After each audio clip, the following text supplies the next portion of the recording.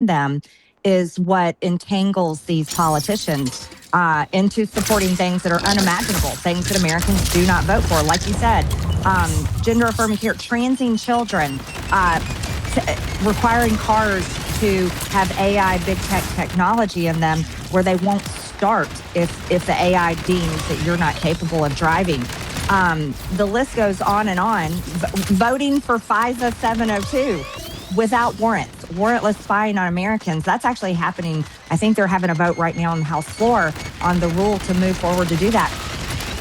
You can't, and it doesn't make sense why they support these things, but I can tell you that it has a lot to do with the power structure in Washington, D.C., and it supports both Republicans and Democrats.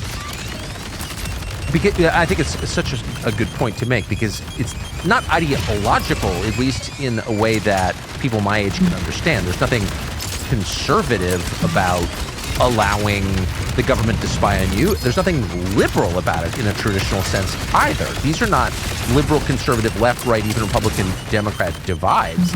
It's almost like there's a group that's for authoritarian policies that hurt Americans, and that's kind of what connects all of these. Yeah, no, absolutely.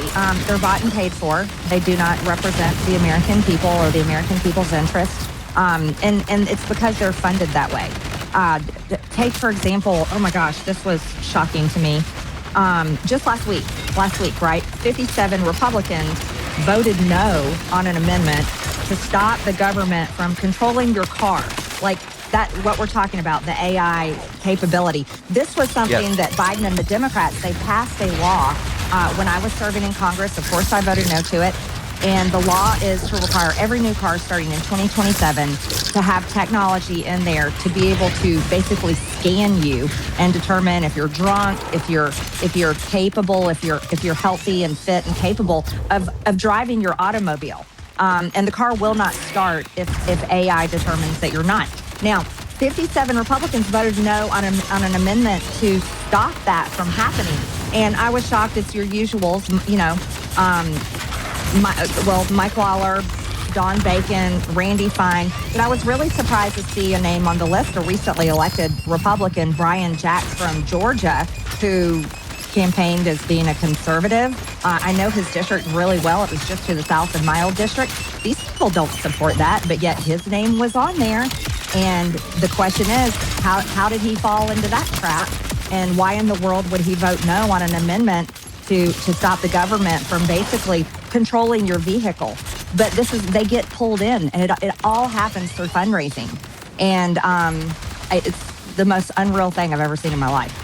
So back to that, and the only thing I would quibble with in your description is the term "your vehicle." If the government can turn it off, it's not your vehicle anymore.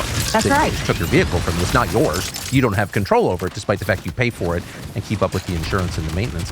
But to this question of the member from your delegation, the Georgia delegation, who just got elected as a, quote, conservative, presumably for civil liberties and freedom and the Constitution, like, how specifically do you think someone like that could wind up casting a vote this obviously authoritarian, this obviously in contradiction to his own stated values? Like, what was the process that got him there, do you imagine? Climbing the leadership ladder. Wanting to basically be the chairman of the NRCC, wanting to be fully integrated and in charge of all fundraising for